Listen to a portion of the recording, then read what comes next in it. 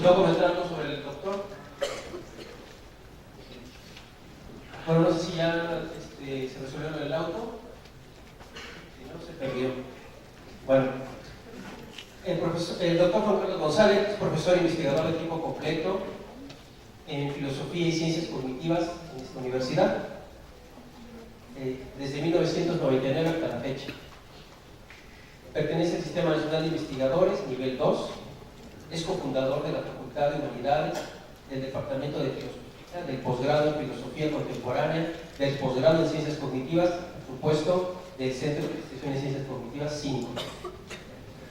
Es doctor en Filosofía y Ciencias Cognitivas por la École Polytechnique de Francia de 1998. Tiene maestrías, tiene 2 maestrías en Filosofía por la Universidad de París en 1993 y por la San Francisco State University en 1991. Sus áreas de competencia son la epistemología y las ciencias cognitivas, incluyendo la filosofía de la mente y la percepción. Sus líneas de investigación versan sobre la teoría de la percepción, cognición y conciencia, categorización, teoría social, ética ecológica y afectos. Tiene muchas publicaciones en varias lenguas, ha impartido cursos y conferencias en distintos países de América y Europa, es responsable de varios proyectos de investigación, de coloquios diversos y del cuerpo académico Epistemología y Ciencias Cognitivas. Imparte cursos y dirección de tesis a nivel de licenciatura, maestría y doctorado, y es dictaminador y miembro del Consejo Editorial de Publicaciones Internacionales, así como de sociedades académicas diversas. Doctor, adelante. Muchas gracias. Bien, primeramente quiero hacer 2 observaciones. La primera es que esta jornada y esta charla que quiero compartir con ustedes es algo que nos debíamos, y me debía yo desde hace muchos años, porque creo yo que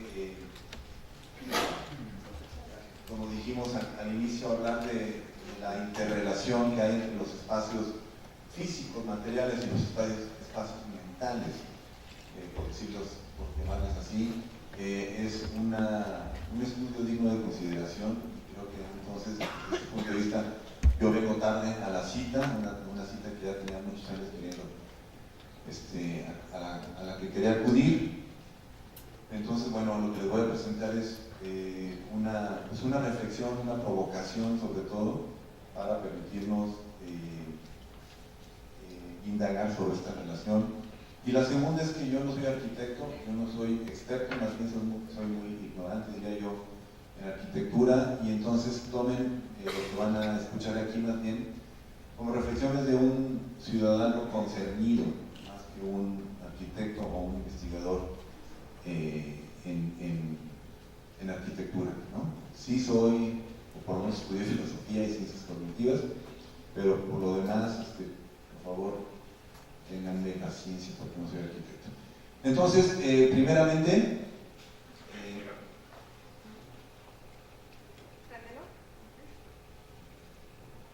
sí. Primeramente, quiero decirles, por cierto, voy a estar leyendo, no tenemos aquí la computadora, entonces voy a estar leyendo, no les voy a dar mucho la cara, perdón. Voy a decirles cómo entiendo yo ciertos términos. La arquitectura yo la entiendo en tanto que un arte y una ciencia que estudia y diseña el hábitat humano y que supervisa la materialización de ese diseño. Voy a estar hablando de una arquitectura de vivienda y no de comercio o de industria laboral, cultural, etcétera. No son espacios culturales, son espacios de vivienda. También específicamente quiero referirme a la vivienda de interés social, es decir, a los proyectos de vivienda urbana masiva, eso en contradistinción de una arquitectura de lujo, por ejemplo, artística o de piezas únicas. Y, por supuesto, en México, que es ahorita lo que me atañe y lo que me preocupa. Entonces, mi objetivo, sobre todo, es provocar una reflexión sobre el lugar donde vivimos, todos nosotros, cada uno de nosotros, nuestra vivienda, que nos permita entender cómo las condiciones materiales de vida afectan nuestra cognición y conducta, y esto a nivel individual y social. Me voy a enfocar en la arquitectura entonces llamada de interés social, y nuestro hilo conductor será una preocupación ética al respecto. Así, no pretendo demostrar nada, sino simplemente proveer de materia para debate. Me gustaría dejar entonces los últimos 10 minutos para preguntas, comentarios, quizás más tiempo si me lo permiten. La arquitectura tiene claramente un impacto en nuestras vidas, y esto a diferentes niveles o dimensiones. Tenemos, por supuesto, la dimensión social, la psicológica, la artística, la conceptual y la medioambiental, entre otras, seguramente. Yo me voy a solamente enfocar en la dimensión social y psicológica, es decir, el impacto que tiene la arquitectura o que puede tener en estas dos dimensiones, dejando de lado la cuestión estética, la cuestión medioambiental y la cuestión teórica, conceptual.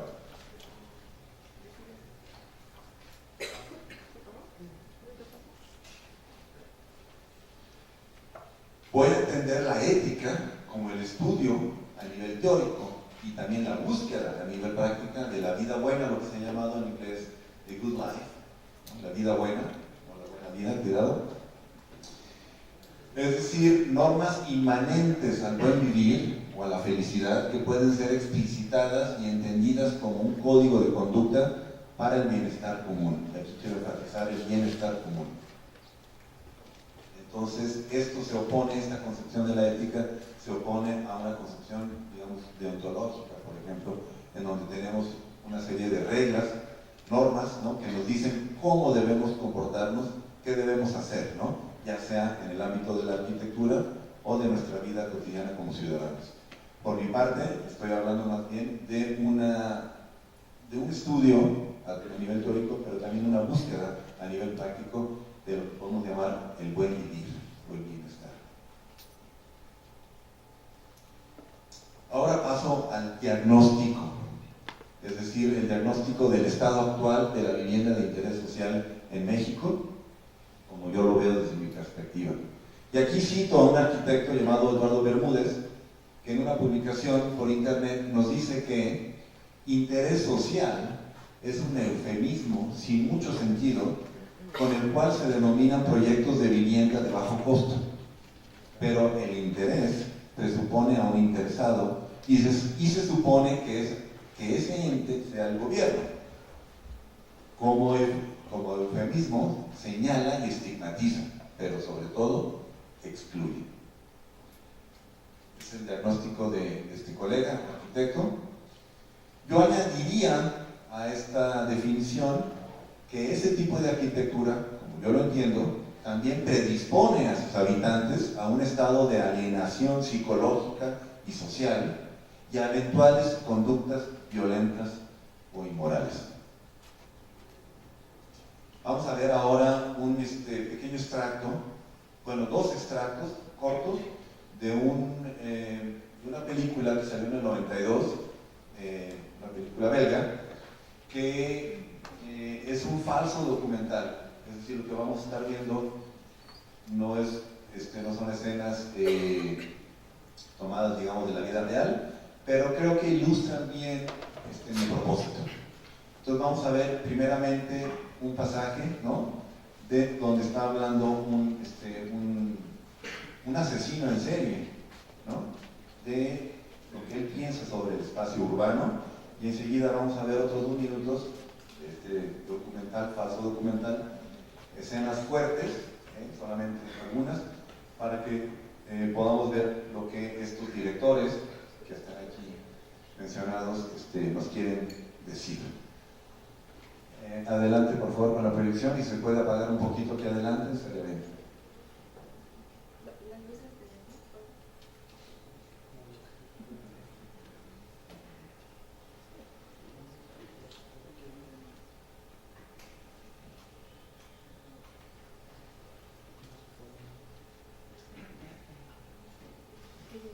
Muy bien.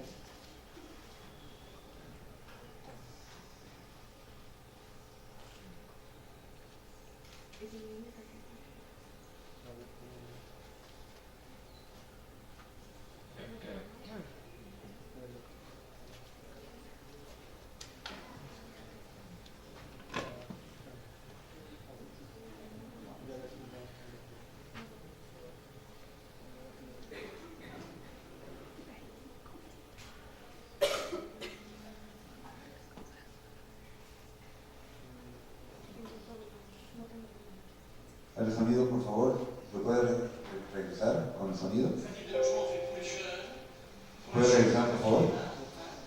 pour les ouvriers. Et ben, tu vois ici, on est dans un quartier à majorité des personnes. Ça dit que les urbanistes conçoivent des logements dits sociaux. Hein. Ça dit des logements faits pour les jeunes, pour les jeunes couples qui démarrent, hein, pour les ouvriers, pour les ménagers, et aussi peut-être pour les chômeurs. Hein. Tout ceci dans le plan d'une restructuration des plans de secteur visant à vaincre la solitude du troisième âge en l'intégrant à la population active. C'est des choses. Mais où je ne suis pas d'accord, et c'est là qu'il y a faille, c'est comment peut-on concevoir des habitations sociales sans la moindre recherche esthétique. Ça n'est pas possible. Hein. Je suis désolé. Allez. Hein. Bon. Ils avaient pensé à installer des cerisiers du Japon tout le long des allées. Tu vois, un peu dans le style cité balnéaire anglaise. C'est une richesse. Est-ce que tu crois qu'ils l'ont fait? Est-ce que tu crois qu'ils l'ont fait? Si, ils l'ont fait. C'était pas mal parti. Mais ils se sont arrêtés là. Et c'est ça qui est dommage. Hein. Tu vois, c'était de la poudre aux yeux. Ils ont jeté de la poudre aux yeux. Les gens ont dit oui, mais non. Moi, j'ai été observateur, j'ai marqué qu'on s'est arrêté à un moment, et c'est ça qui est dommage. Regarde, qu'est-ce qui te la première fois que tu vois ça? C'est la première chose qui te saute aux yeux. Les briques, c'est les briques rouges. Et le rouge, c'est la couleur de quoi? Le rouge, c'est la couleur du sang, le rouge, c'est la couleur des Indiens. C'est la couleur de la violence. Hein? Alors que le fléau de notre société, et tout le monde s'accorde à le dire, est la violence, ils vont te foutre des briques rouges. Mais le rouge, c'est aussi la couleur du vin. Le vin qui dit vin, qui porte vin. Parce que tout ça, c'est une magouille et compagnie, c'est politico, je ne sais pas tout quoi, mais tu vois, c'est des histoires de fric. Ça me descend là, attention du n'importe quel cas. Les gens, ils aimeraient pouvoir s'arrêter et dire tiens, quel beau parterre, quelle magnifique asymétrie, oh, et quelle belle tonalité de briques. Mais on ne leur donne pas l'occasion non plus, alors ils préfèrent rester devant leur téléviseur et c'est dommage. Moi, personnellement, si j'avais dû concevoir ce genre de choses, j'aurais vu une habitation, tu vois, de plein pied, avec de grands parterres très aérés, un peu à la trempe-l'œil, typiquement dans l'esprit des habitations japonaises. Parce que ces gens-là, malgré tous leurs défauts, avaient compris beaucoup de choses.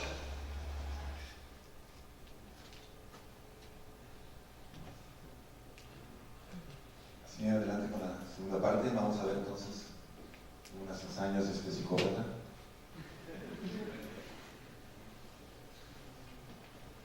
Alors, je viens de terminer de tester le cœur, tu vois.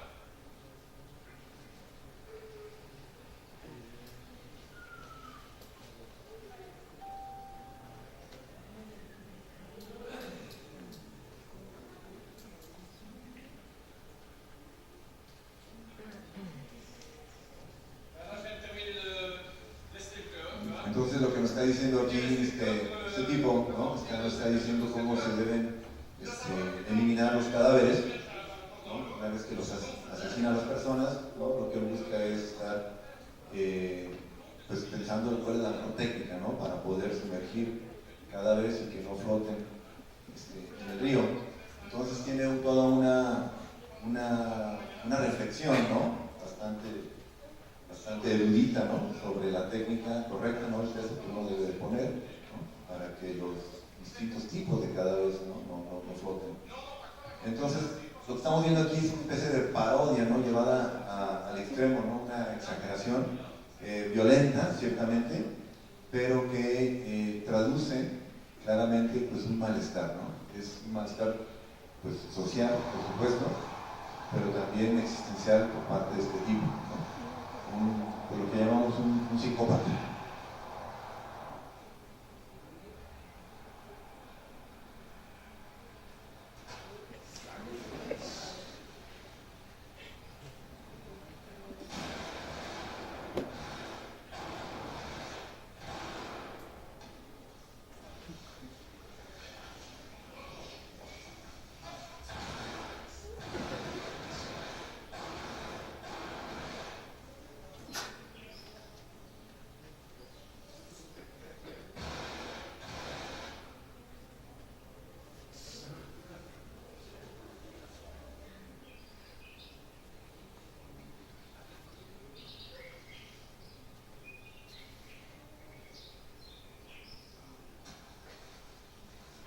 Bueno, creo que se pueden dar una idea, ¿no? de lo que los directores sí nos traducen, ¿no? Con estas imágenes. Ya está bien con eso, gracias, suficiente.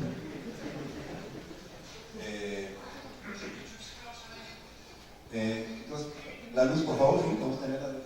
¿De nuevo? Gracias.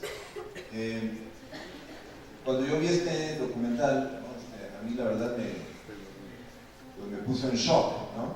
Porque teníamos el discurso de alguien con una educación, un discurso erudito, ¿no? A distintos niveles, alguien que, como pudimos ver, está quejándose de la arquitectura urbana a la que nos someten, ¿no? Las políticas gubernamentales y, por supuesto, los mismos arquitectos. Y entonces él enfatiza esta idea de que podríamos tener una relación con nuestro espacio que nos gratificara, ¿no? Desde diferentes puntos de vista. Pero lo que tenemos en la realidad es más bien, pues, como gallineros de hacinamiento, en donde estamos todos encimados, ¿no? Uno encima de otro, en estos grandes multifamiliares, en estos enormes edificios que ni siquiera justamente se molestan en pintar con colores agradables y más bien surten un efecto contrario, ¿no? Cuando dice que el rojo es el color de la sangre, ¿no? Entonces eso llama a la violencia, etc. Entonces, lo que nos sigue diciendo el arquitecto Bermúdez, que ya cité, es que a partir de la revolución industrial del siglo XIX, las ideas socialistas que varios intelectuales formularon fueron recogidas por arquitectos que pensaron que un estilo con énfasis en el funcionalismo y el minimalismo podría ser apropiada para una sociedad más justa, y aquí enfatizo, más justa. El propósito era crear una arquitectura más asequible y fácil de construir para proveer vivienda a una clase obrera en aumento. Esto, por supuesto, se exacerbó después de la Primera, pero sobre todo de la Segunda Guerra Mundial en Europa.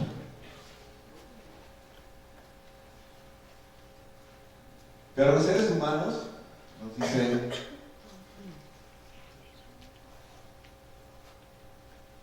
el arquitecto Bermúdez, los seres humanos tienen aspiraciones. ¿Qué creen? Tienen aspiraciones. Los modelos de la clase noble y de los privilegiados han influido siempre sobre la imaginación de las otras clases sociales. Es una falacia suponer que un estilo arquitectónico pueda apelar más a un sector de la población que a otros. Eso se demuestra en que ese estilo austero, supuestamente reservado para las clases desventajadas, resultó ser una imposición sin éxito. Sabremos entonces que muchos proyectos arquitectónicos en la Europa de la post-Segunda Guerra Mundial, apurados por la necesidad o también inspirados en ideologías socialistas, sufren y sufrieron del mismo problema, con inmensos problemas sociales hoy día. Estábamos hablando justamente con el doctor Jacet, aquí sobre los proyectos de los años 60 que se dieron en Francia para acoger una población de inmigrantes forzados que salían del África del Norte para llegar a Francia, y había que acoger a 1 millón de personas. Entonces, la premura obligó a construir estas grandes ciudades de cité, que le llaman en francés, que con el tiempo fueron desocupadas por los habitantes originales y luego fueron ocupadas por la inmigración magrebina o de otros lugares y africana, y entonces se empezaron a hacer estos grandes focos de violencia y de malestar social. En México, la gran mayoría, me atrevería a decir yo, quizás todos los proyectos arquitectónicos de interés social en los últimos 30 años sufren del mismo problema. Oportunismo político, corrupción gubernamental, voracidad empresarial financiera, el mito del propietario con el patrimonio de origen capitalista, también el individualismo exacerbado, son algunos de los factores que, pienso yo, explican este problema. Entonces podemos preguntarnos, ¿es la arquitectura de interés social un quehacer o un producto ético o justo? Desde el punto de vista deontológico, es decir, si Kant estuviera aquí viendo este problema, nos diría: tú debes actuar de tal forma que tu conducta o la regla que sigue tu conducta pueda ser universalizable. Pues claramente desde ese punto de vista no sería ética esa arquitectura de interés social, ¿verdad? Porque no es ni puede ser universalizable. Bajo otros criterios consecuencialistas, por ejemplo, bajo un criterio utilitarista que maximiza el bienestar del mayor número de personas, pues tampoco, porque justamente no maximiza el bienestar bienestar del mayor número de personas. Podríamos preguntarnos, bueno, a lo mejor no es ética, pero es justa. Bueno, preguntémonos si es justa. Si tomamos la perspectiva de John Rawls, este filósofo que escribió este libro famoso, Teoría de la Justicia, él propone hacer un experimento mental en esa obra que se le llama el velo de la ignorancia. ¿Cómo saber si algo es justo? Bueno, nos dice, pues tú diseña tus principios de lo que consideres justos o justicia, concíbelos sin privilegiar ningún punto de vista circunstancial particular. Es decir,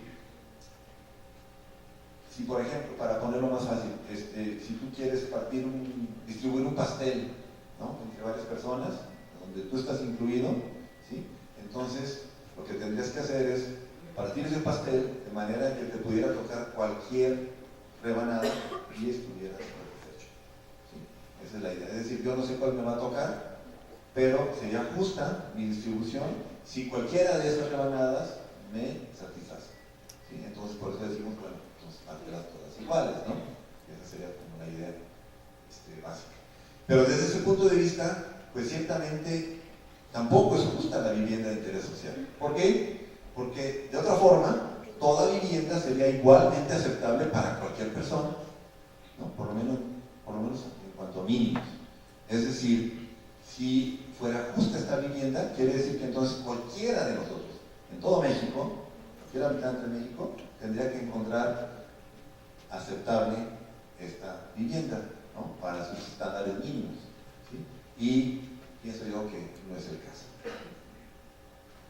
Quiero proponer un criterio alternativo para preguntarnos si es ética o si es justa ese tipo de vivienda, que yo le llamo una prueba existencial, ¿sí?, y que consiste en lo siguiente, ¿no? Es un criterio según el cual todo arquitecto, empresario, gobernante o de alguna forma algún promotor de la vivienda de interés social estaría dispuesto a hacer suya y vivir en una de estas casas elegidas al azar.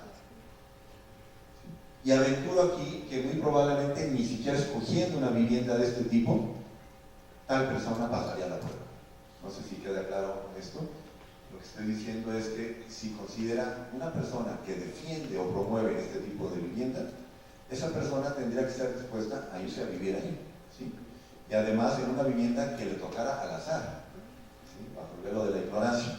Pero yo lo que digo es que aún escogiendo, si te dicen, mira, esta es la unidad habitacional, este es el complejo habitacional, escoge la que quieras, ni aún escogiendo, estoy seguro que pasaría la prueba muchos, si no todos los miembros de esta clase de promotores de esta arquitectura. Entonces,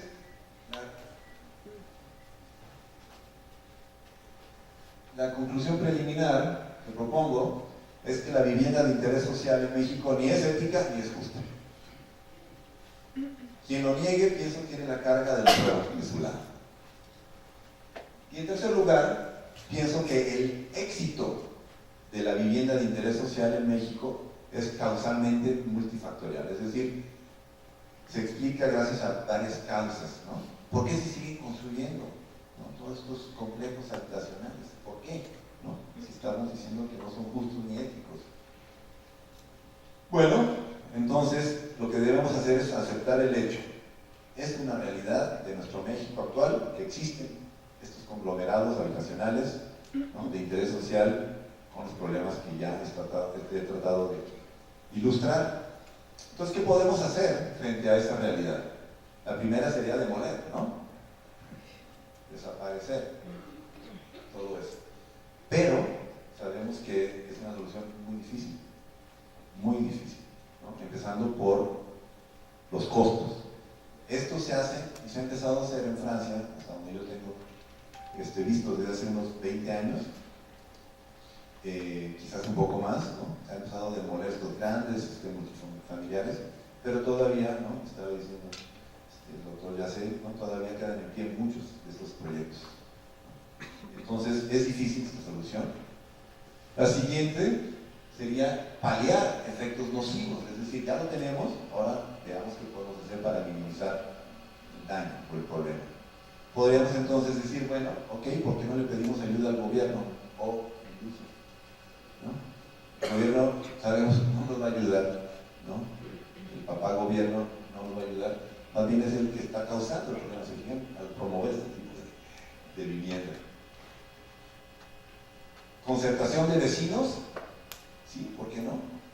Y aquí yo quería ilustrar con un caso personal, ¿no? Lo que he visto en esta unidad Latinoamérica en la Ciudad de México, en donde los vecinos, digo, es una unidad muy grande, los vecinos se han organizado de manera bastante bottom-up, ascendente, digamos, autoorganizada, para asegurar la protección medioambiental, la seguridad colectiva, organizar eventos culturales, un mercado verde, etcétera, de alguna forma apropiarse del espacio, de ese espacio multifamiliar. Entonces yo pienso que esa es una, desde mi punto de vista y muy limitada experiencia, creo que es un buen caso, pero también pienso hay problemas, es decir, hay casos negativos. También tengo la experiencia, ¿no? En donde aquí en las casas Geo del Polvorín, ¿no? Estuve yo con un amigo hace años, que en paz descanse, que compró su casa y estaba muy contento de tener ya su patrimonio, ¿no? Y una casa que antes de un año, ¿no? Ya tenía goteras, se estaba destruyendo porque le habían puesto puro yeso, creo que en lugar de cemento, es decir, estaba una serie de filtraciones y pura tabla roca, es decir, material de muy baja calidad. Pero no solo eso, sino que después de un año que yo lo visité, lo que encontré es que el poco espacio que tenían ellos ahí en su casa, espacio verde, ¿no? Detrás de su casa para compartirlo con otras 4 casas, pues resulta que lo habían dividido, lo habían cercado y cada casa se había quedado con, en lugar de 20 metros cuadrados, pues con 4 metros cuadrados, 5 metros cuadrados cada quien. Le dije, pero ¿cómo es posible, no? Si de por sí era muy poquito, ¿no? Ah, pero ya cada quien tiene su jardín, ¿no? Esa es como era como la mentalidad, ¿no? Igual para el estacionamiento, igual para todo, ¿no? Cada quien lo suyo, ¿no? Aunque sean 8 metros cuadrados, no se puede mover, pero es tu patrimonio, es tu espacio, ¿no? Entonces nos enfrentamos aquí a una inercia, a inercias individualistas, también a un contagio, por supuesto, a los problemas de construcción que ya mencioné, problemas de planeación, una inseguridad además que era obvia, ¿no? Porque todos tenían así sus navajas, ¿no? Y sus púas, ¿no? Y sus triples cerraduras, ¿no? Y una desconfianza vecinal. Con eso, ¿qué puedes hacer? O sea, no hay manera de hacer nada, digamos, no hay tejido social, ¿no? Si a eso le aumentamos los problemas que decía también doctor Robert, ¿no? De la gente que va a trabajar lejos y que nunca está ahí, etcétera. Entonces, pues, la tendencia al abandono. Pero también podríamos pensar en iniciativas de ONGs o iniciativas comunitarias, y aquí quiero aludir a un caso no recuerdo el nombre del pueblo en Francia, en la zona norte de Francia, que es una zona muy pobre, quizás la más pobre de Francia, en donde había altos índices de delincuencia y violencia. Entonces, esto me lo contó un amigo urbanista que fue comisionado por el gobierno local para de alguna forma rescatar ese pueblo, ¿no? Y por lo menos bajar los índices de violencia. Y lo que él me contó, que siguió, digamos, como política, era algo que quizás para los arquitectos pueda resultar obvio, ¿no? Pero para mí me pareció que era genial, ¿no? Era involucrar a las personas ahí, buscar la manera de involucrarlos y encontrar las condiciones materiales para que pudiera haber interacción y lazo social. Entonces se reapropiaban del espacio público y se mejoraba de forma inteligente las condiciones materiales del hábitat a través de, por ejemplo, involucrar escuelas y a sus niños, ¿no? Me decía él que le pidieron a las, creo que 2 escuelas que había en el pueblo, ¿no? A todos los niños que llegaran un día a plasmar su mano en el concreto fresco, ¿no? De la plaza principal, para que cada quien dejara ahí su huella, ¿no? Como niños, ¿no? Poner bancas personalizadas, es decir, que cada quien pudiera decir, mira, esta banca fue donada por la familia fulana, ¿no? Y tu nombre atrás, y además bancas que fueran acogedoras, ¿no? Una iluminación cálida, es decir, si pones un tipo de iluminación que también desconozco, ¿no? Los tipos que hay, pero hay unas que son frías, ¿no? Me parece que estás en un refrigerador adentro, y hay otras que son cálidas, ¿no? Y eso también invita a habilitar los espacios de encuentro. También poniendo mesas de ping pong, ahí en Europa también me llama la atención. Los parques y en las plazas hay mesas de ping pong, ¿no? Para que todo el mundo llegue y juegue, zonas de deportes, etc. Entonces creo que esto fue y lograron bajar los índices de delincuencia. No tengo los datos exactos, pero sé que esto es cierto. ¿Qué podemos hacer? ¿Otra alternativa? Bueno, pues por supuesto, también proyectar y construir nuevos complejos habitacionales inteligentes y éticos. Sabemos que por la densidad poblacional ya no podemos seguirnos extendiendo indefinidamente. Hablamos de estas manchas megalópolis, ¿no? Ya no podemos extendernos horizontalmente. Dicen, bueno, que ahora hay que construir hacia arriba. Qué bien, pero hay formas de hacerlo. Entonces, para el futuro, digo, una cosa es paliar lo que ya tenemos y decir, bueno, pues ya lo que he hecho, ya está ahí, se puede demoler algún día, ojalá, pero si no, por lo menos paliar los efectos, de la manera que ya propuse yo. Pero ¿qué hay de cara al futuro, a lo que sigue? ¿Por qué seguir construyendo lo mismo? Borde de la autopista, ¿no? 500 casas, ¿no? 10,000 casas en Tlajomulco, yo afuera de Guadalajara, ¿no? En una zona donde se inunda cada temporada de lluvias, ¿no? Es intransitable, ¿no? Y las casas se echan a perder, todas se inundan. ¿Por qué seguir haciendo lo mismo? ¿Por qué? Entonces, estas nuevas directivas, digamos, para un futuro, deben reconocer que el espacio y la calidad de la vivienda inciden en y predisponen la psicología y la conducta humana, y también del entorno social del individuo. Esto me parece que es obvio, ¿no? Pero yo, por lo menos como cognitólogo, ¿no? Me interesa mucho saber cómo la cognición, como tu espacio mental, tu psicología, tu conducta es determinada por estos espacios, ¿sabes? Que por supuesto que ya se sabe, se sabe muy bien, pero entonces si lo sabemos, ¿por qué seguimos haciendo lo mismo? Es lo que no entiendo.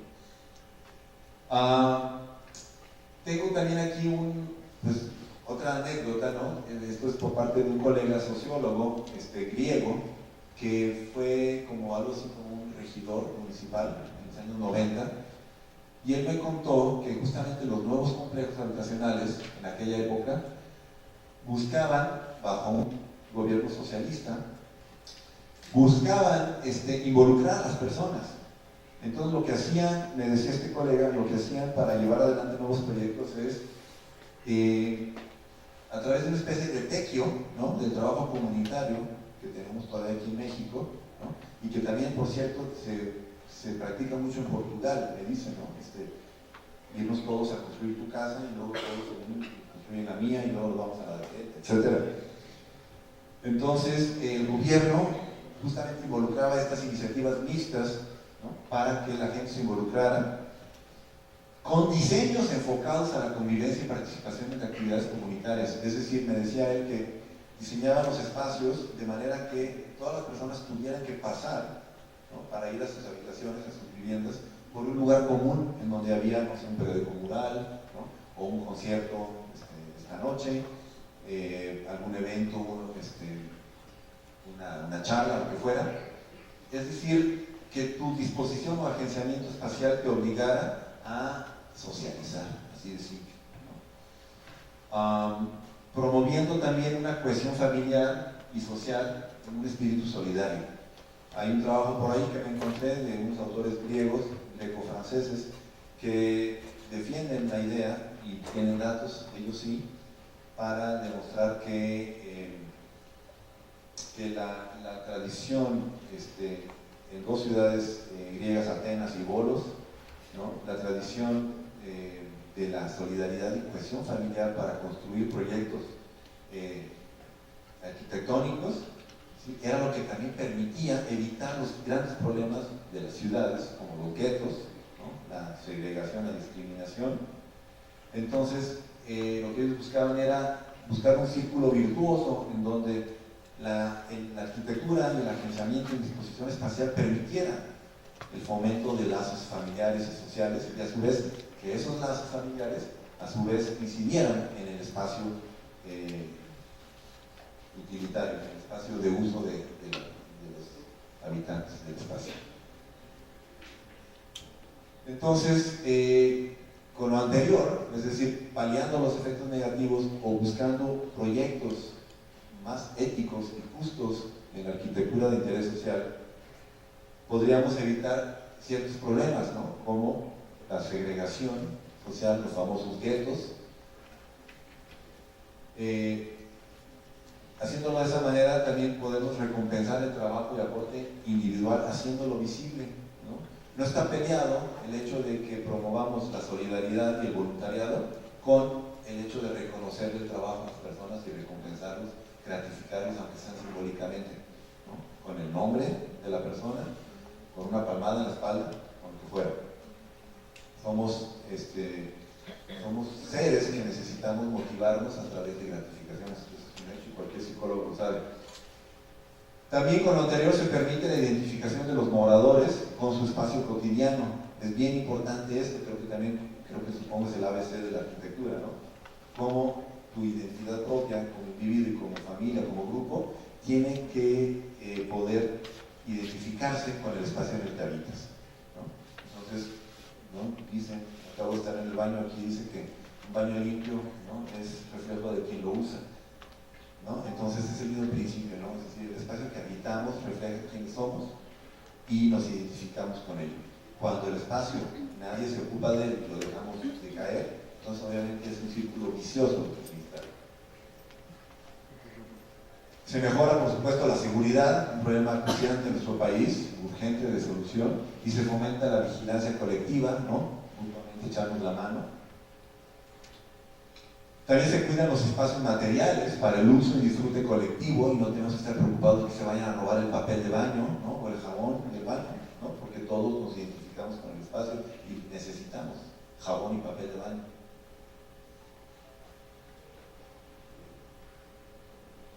También se optimiza funcional y económicamente el uso de los espacios, es decir, se hace un uso racional de los espacios.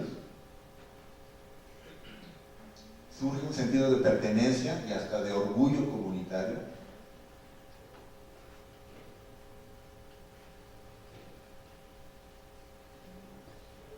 Se refuerzan los lazos de solidaridad y se promueve el bienestar individual y global.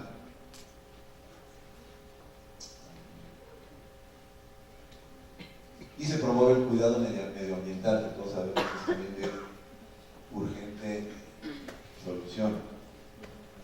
Bueno, esto me lleva entonces a concluir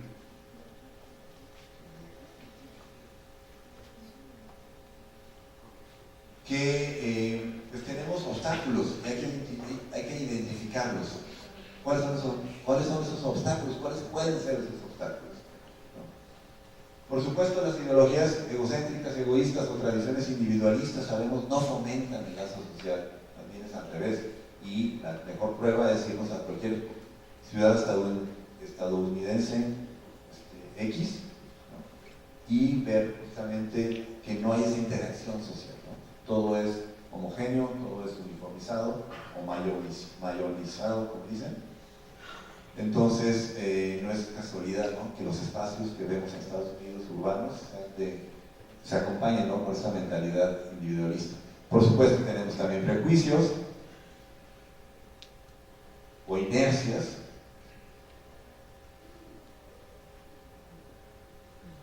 desconfianza. Este es un término muy importante, ¿no? Como hemos perdido la confianza, ¿no?, entre nosotros mismos, algo que justo después del terremoto, eso fue maravilloso, se activó de pronto, ¿no?, una hermandad, una fraternidad, una confianza entre todos que duró poco tiempo, pero por lo menos pudimos experimentar mucho de nosotros. Y entonces la prueba es que ahí lo tenemos, está en nosotros, pero otra vez regresamos, ¿no?, al ámbito hostil de la ciudad como la tenemos hoy día y generamos estos círculos viciosos de desconfianza. Por supuesto, falta de apoyo gubernamental, las inercias sociales negativas, el mito del gran propietario, ¿no?, que ahora sí tengo yo mi propiedad, mi pedazo de tierra, que ahora sí lo mando aquí, ¿no? Aunque sean 8 metros cuadrados. Y es una mentalidad que es alimentada, por supuesto, ¿no? El mito del gran yo, ¿no? Yo puedo todo, ¿no? El todopoderoso individuo, ¿no? Que tantas películas de Hollywood, ¿no? Refuerzan. Entonces, concluyo. La arquitectura de interés social en el México actual ni es ética ni es justa. Tiende a gestar problemas individuales y sociales graves. Con esto no quiero decir que todos se convierten o nos convertimos en los psicópatas asesinos que estuvimos viendo aquí en el documental, ¿no?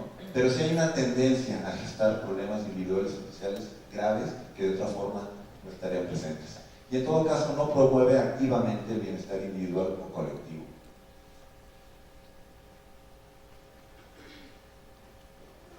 Entonces, la arquitectura de interés social ética es posible, pero tiene muchos obstáculos en su camino. El problema es multifactorial, como he tratado también de indicar aquí, y su solución requiere un acercamiento interdisciplinar en vocación de celebrar nuevamente esta jornada inter y transdisciplinar del día de hoy. Pero también requiere, y con eso termino, una voluntad colectivista, donde el bienestar individual y común es una prioridad para los individuos del colectivo. Y aquí otra vez señalo bienestar individual y común, que no están peleados uno con el otro, y una voluntad colectivista, para que sea una prioridad para los individuos del colectivo.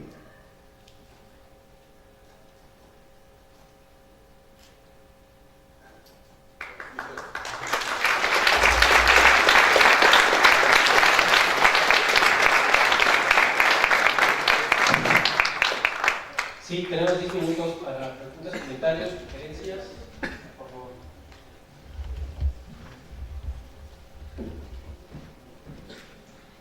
Hola, buenos días. Sobre todo, usted tocó el tema, bueno, también el autor dice que el interés social no tiene sentido y que es una vivienda de bajo costo. Usted dijo que predispone a los habitantes a la violencia y a la exclusión social, obviamente. ¿Usted por qué cree que se da? ¿Por la envidia o simplemente la exclusión social? Yo pienso que muchas veces va de la mano con nosotros como arquitectos o estudiantes, lo que fuéramos, porque en la carrera existe mucha empatía.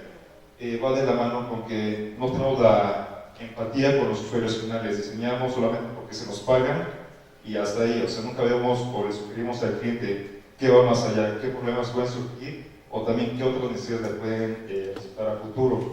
Y el otro comentario que sí se me hizo un poco ofensivo, que una vez me hicieron a mí, es de que actualmente, y no solamente en arquitectura, sino que en varias carreras, ya no solamente están haciendo profesionistas, están fabricando solamente personas para salir al campo laboral, sino un gramo de conciencia hacia los demás.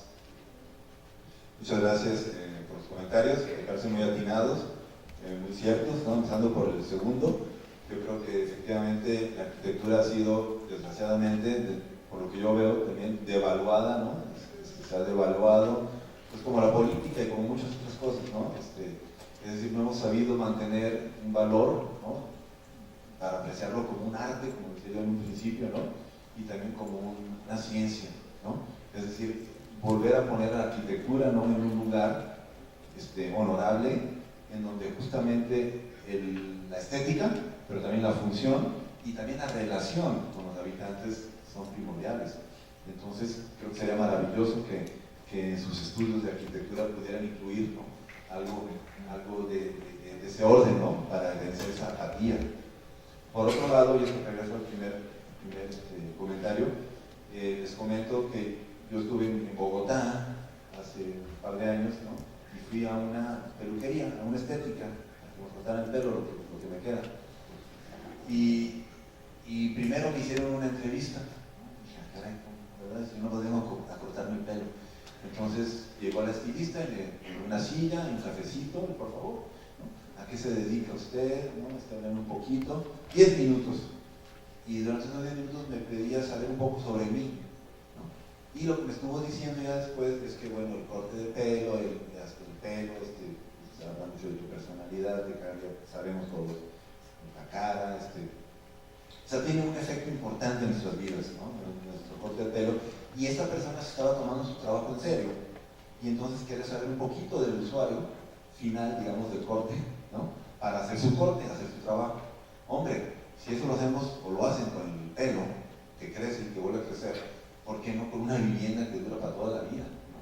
¿Por qué no, como tú dices, involucrarse, ¿no? Como arquitecto, ir a conocer esos clientes, ¿no? Esas personas, cuáles son sus aspiraciones, ¿no? Si les gusta tener el sol en la mañana cuando se levantan, o prefieren mejor tenerlo en la tarde, o sea, ese tipo de consideraciones me parecen fundamentales, y es otra vez el lazo social de lo que estamos hablando. Yo creo que hay que reintroducir, si es que se ha perdido, ¿no? Ese lazo social, y no solamente verlo, como tú dices, como un, pues sí, un atractivo puramente económico, despersonalizado, ¿no? Que también la medicina, sabemos, sufre mucho de este problema, ¿no? Ya te ven como una enfermedad, o como un hígado, ¿no? o como un cerebro solamente, se ha pervertido mucho, efectivamente. Gracias por el comentario. Gracias. Tenemos otra pregunta. ¿Sí? Más que pregunta, nada más como comentario para él y para todos los demás, primero que nada, buenos días. Pues es que sí, la apatía está ahorita, siglo XXI, 2018, increíble, ¿no? Lo vimos después del temblor, pues con todos nuestros compañeros, con los más pequeños, con los más grandes, con los mismos que están aquí a nuestro lado. Pero yo creo que es por la educación que se nos está dando, por los valores que se nos están dando, por la falta de varias materias en nuestras carreras, filosofía, ética, etcétera, etcétera, que algunos la pedimos a gritos, algunos dicen, ay no, qué hueva, que se me hace una estupidez, ¿no? Faltan realmente muchos buenos maestros. ¿Qué más quisiera yo que me hubiera dado clase Jean Robert? Bueno, que nos acaba de decir. Una clase filosófica, una clase ética así bien, de lo que significan las cosas, cómo van, y todo esto hubiera sido wow para mí en 8 semestres que llevo de carrera, o quizá más, que varios maestros ya me están escuchando, seguramente más. Falta también que los maestros nos digan, maestros de arquitectura, que nos exijan hacer una investigación de campo social. ¿Qué es lo que vamos a afectar a todos nuestros vecinos, a los que van a habitar esa casa, exclusivamente, más bien a todo lo que le vamos a dar en la madre, o todo lo que vamos a dar? Falta eso. Y realmente, si nos lo piden, nosotros seguimos diciendo, qué hueva. ¿Cómo vamos a hacer eso? Puta, porque no es una investigación de un día, porque no es una investigación de 2 días, es una investigación de un semestre. Y en nuestra carrera no se nos deja un proyecto por semestre, que eso se me hace algo absurdo. Hacer una investigación concreta para un buen edificio es una investigación de un semestre completamente. ¿A qué le vamos a dar en la madre? Si va a ser a la ecología o va a ser a la sociedad. Todo eso lleva meses de trabajo, y que no se haga es una tontería. Lo otro, sobre lo que tú decías, ¿no? De la inhumanizada individualidad. Pues creo yo que simplemente el salir a las calles y ver las bardas en las casas también ya es algo que está mal. Entre los vecinos hay que cuidarnos, entre los vecinos podemos ver todo, ¿no? Todo lo que está pasando. Si me ponen una barda en mi casa, ya no puedo ver hacia la calle, ya no puedo ver lo que está pasando. Entonces me hago más individual. Veo más adentro de mi casa, entre comillas, porque ni siquiera sé lo que está pasando en mi casa. Y nosotros como arquitectos hasta lo estamos proponiendo. Proponemos poner una barda gigante de 4 metros de alto por lo largo de nuestro terreno, y ya no estamos proponiéndole a la gente que va a habitar ahí que se vayan hacia la calle y vean lo que está pasando. Creo que es Por ejemplo, Engloba todo, perdón. sí, exacto. Yo creo que has dado, ¿no?, varias razones para demostrar que la arquitectura engloba todo, o mucho. Por lo tanto, creo que también debería ser una cuestión inter o transdisciplinar, ¿no?, en donde por lo menos se apoyen, ¿no?, en otras materias. Y creo que aquí hay profesores de tu carrera, ¿no?, para poder retroalimentar el plan de estudios, ¿no? Somos perfectibles, estamos evolucionando, entonces seguramente las cuestiones que has señalado seguramente podrán ser recogidas, ¿no?, para retroalimentar el plan de estudios, pero por otro lado también se hace lo que se puede con lo que se tiene, ¿no? Esto tampoco hay que olvidarlo, y ahí sabemos que hay muchos tipos de presiones que tenemos encima, desde las escuelas, las academias, hasta los usuarios, ¿no? Siempre el costo, ¿no?, de por medio, la corrupción, y luego la parte psicológica, ¿no? Justamente, empezando por la apatía, tú dices la apatía, pero la apatía no es algo, tú dices la educación, o sea, yo pienso que los jóvenes de hoy también se escudan muchas veces muy fácilmente detrás de esta idea de que es que a mí no me educaron, es que a mí no me dieron estos valores. Yo creo que es una cuestión de, o sea, para vencer la apatía simplemente hay que vencer la apatía, es decir, no hay que teorizar sobre eso, simplemente hay que salir al quite. Y alguien que actúa, por ejemplo, alguien que hace cosas, es difícil que sea apático, ¿no?, porque tienes que estar motivado para hacer cosas. Entonces, yo creo que aprovecho esto para hacer una invitación a todos nuestros jóvenes, ¿no?, para involucrarse, sentirse concernidos por lo que sucede, ¿no? Y puede ser el Casino de la Selva, ¿no?, y la protección, ¿no?, que quisieran o quisimos, ¿no?, hacer de él, o puede ser un espacio aquí a un lado, ¿no?, simplemente algo que no te conviene en tu banqueta, que te están poniendo un poste en medio de tu banqueta, ¿no?, o lo que fuera. Sentirse concernido, no que alguien más lo va a hacer, sino es yo estoy aquí, este es mi espacio y estoy siendo afectado. Entonces tomar la responsabilidad, tomar las riendas, tener las agallas, ¿no?, de decir esto es mi espacio y yo lo protejo, ¿no?, y no solamente por estar, como tú dices, adentro de mi barra, ¿no?, sino porque este es mi barrio, ¿no?, esta es mi ciudad. Este sentido de pertenencia es importante, ¿no? Entonces, no es una carrera teórica que les va a dar este tesón, ¿no?, es más bien una cuestión de cada uno como individuo, ¿no?, por eso decía la prueba existencial, ¿no?, cada uno como individuo pararse, ¿no?, frente a la existencia y decir qué tengo a mi alrededor y qué quiero hacer, ¿no?, y no solamente quejarse, ¿no?, actuamos, nos vamos a equivocar, pero actuemos.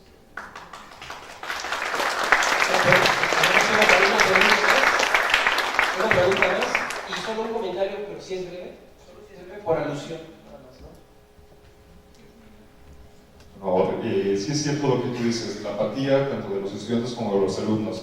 Aquí el gran problema que también tienen los profesores y también los directivos y en el plan de estudios es que nos mandan las materias como de ética hasta el último semestre. Platicando con unos profesores decían, deben incluirlas desde abajo y cada semestre llevar ética y también materias de ese tipo. El día sábado estuve en un simposio en donde mencionaban que las materias de restauración ni siquiera están incluidas con nosotros, y a pesar de que somos una zona de monumentos históricos o como lo quieramos ver, no los incluyen. Ya saliendo hasta la carrera o empresas en el ámbito laboral, ni siquiera lo contemplan. Y el otro es de que sí, la investigación. A mí en mi último semestre, último penúltimo, no recuerdo, me querían reprobar simplemente porque yo hice la investigación, fue por una repentina de diseño, me querían reprobar porque yo hice la investigación completa y se basan más que nada en el diseño y cómo fue que lo resolvieron. Y eso es todo, ni siquiera a mí se me hace lógico cómo pasar de que te dan la idea del diseño a algo que ya vas a proponer sin antes tener una investigación o analizar tu entorno. Bueno, sería todo y una sugerencia para los directivos o maestros de diseño que están aquí. Una pregunta, doctor. Quisiera hacer una pequeña pregunta a los estudiantes. Bueno, ocurre que fui profesor en la Escuela de Arquitectura de esa universidad por el año 1973, hace bastante tiempo. Y un arquitecto cuya trayectoria nos inspiraba era el británico John Turner, cuya obra principal se llama, bueno, una de sus obras se llama Housing by People, Y quiero saber si todavía es una referencia para ustedes. A ver, estudiantes. Pues a revisarla, me imagino. A revisarla, ¿no? Me imagino. Bueno, si no hay respuesta o más comentarios, terminamos con estas dos. ¿Tiene un comentario ya? Una pregunta. Es una pregunta. Bueno, yo tengo una duda sobre cómo hacer con el problema de la autoconstrucción, porque, bueno, muchas personas se toman el papel de ser arquitectos y tal vez por su economía o por, no sé, pero comienzan a construir, como dicen, de cuartito en cuartito y solitos se hacen como que, pues, no sé cómo explicarlo, pero por decir un ejemplo, dicen que el color rojo pues causa ciertas alteraciones en la mente, ¿no? Entonces la gente que no lo sabe, pues las señoras van, pintan su sala de rojo, su cuarto de rojo. ¿Cómo podríamos hacer ahí para que pues busquen ayuda de un arquitecto o de alguien especializado y no construyan sin saber los problemas que afectan en su vida? Sí, bueno, yo creo que le voy a dejar esa respuesta a mi colega Adolfo, ¿no? Creo que puede contestar mejor durante su presentación o ahora, no sé, o al mismo Jean Robert, o sea, algún arquitecto, porque la verdad yo no te podría decir. Quizás también poner disponible, hacer disponible en tu página web, la página web de la facultad, ¿no? Quizás algunos lineamientos ahora que se están reconstruyendo después del sismo, unos lineamientos mínimos básicos, ¿no? Para poder estar seguro estructuralmente y luego estéticamente y psicológica, cognitivamente, hacerlo mejor. Quizás reglas básicas, supongo que hay, no sé, es la parte de Alfonso, unas reglas que supongo que deben de haber básicas y simplemente educarnos, ¿no? Consultar las fuentes, creo que la información está ahí. Pero dejar a los arquitectos consultar esto. Bueno, referente a tu pregunta sobre la autoconstrucción, creo que ya hemos debatido y lo hemos puesto a discusión con profesores, investigadores, no solamente de la disciplina de la arquitectura. Es un problema también cultural en nuestra sociedad. Yo tuve la oportunidad de vivir en Europa y allá nadie autoconstruye. Contratan al arquitecto, contratan al ingeniero, porque aunque seamos arquitectos no calculamos. Y entonces es un problema de política pública también y engloba otras cuestiones de corrupción.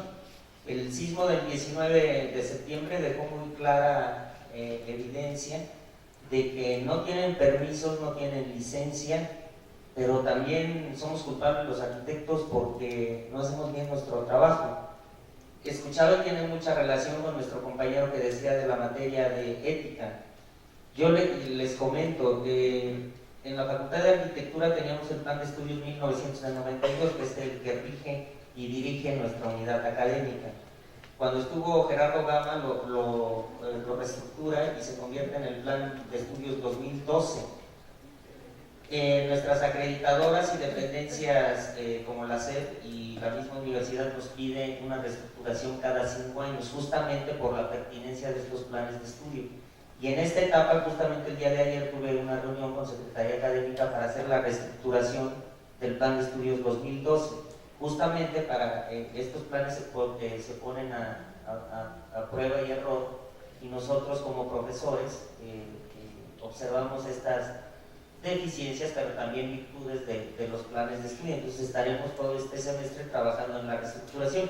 Y un tema que hemos estado conscientes y llevándolo al debate junto con instituciones gubernamentales, municipales, estatales, es justamente la preocupación de que las ciudades de Morelos y de México se dan por ocurrencia. Hoy tenemos ciudades dispersas, tenemos construcciones con mala calidad de los materiales. Fíjense, en el análisis que hicimos ahora del sismo, fue preocupante que no hay ninguna dependencia que regule la calidad de los materiales.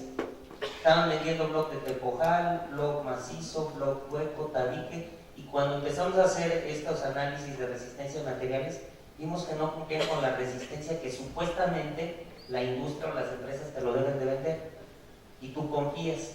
Entonces nosotros tenemos como arquitectos la responsabilidad de exigir de inicio la calidad del material. Si no cumple su resistencia, pues a la hora de un sismo, pues, revienta. La otra, los permisos que dan para las licencias de construcción, pues no existen. No hay plano arquitectónico, no hay plano estructural, no hay plano de instalaciones. Y también nosotros tenemos la culpa, porque ¿qué le decimos? Te hago el diseño, no te lo cobro, pero te cobro un porcentaje de obra. Entonces es un tema muy complicado, que creo que debe de estar inmerso justamente en nuestro plan de estudios. Primero, valorar nuestra profesión, porque la arquitectura abarca el medio ambiente y el entorno. Dos, valorar nuestro trabajo, pero además hacer conciencia en los demás seres humanos de que la arquitectura y el inmueble que van a ocupar, la casa habitación, que es la célula de la ciudad, así como la familia es la célula de la sociedad, la importancia que tiene para el desarrollo de sus vidas y la importancia que tiene como patrimonio. Entonces, tenemos nosotros que tener materias, unidades de aprendizaje que abarquen justamente estos temas. Entonces, hay deficiencias obviamente, pero lo más importante es el interés que tengan ustedes. Por eso yo estoy muy contento el día de hoy de ver la participación de nuestros estudiantes para tocar este tipo de temas, que vean que la arquitectura ya no es una disciplina aislada. El urbanismo antes se daba en un escritorio y el arquitecto agarraba y dibujaba un jardín, la ciudad de aquí. Hoy la ciudad es un elemento complejo, vivo. La ciudad se transforma todos los días. La ciudad es el ente donde nos desarrollamos, pero aquí viene la otra parte. Somos parte de un mundo y solo lo vemos como una frontera. Yo justamente ahorita ya no hablo más, porque en mi tema voy a tocar el sistema económico, el modelo del capitalismo y la globalización y cómo ha afectado justamente a esto que es la arquitectura y cómo se ha distorsionado su fin y su origen, su concepción filosófica de la arquitectura, y eso es lo que tenemos que ver en nuestra licenciatura. Bueno, gracias.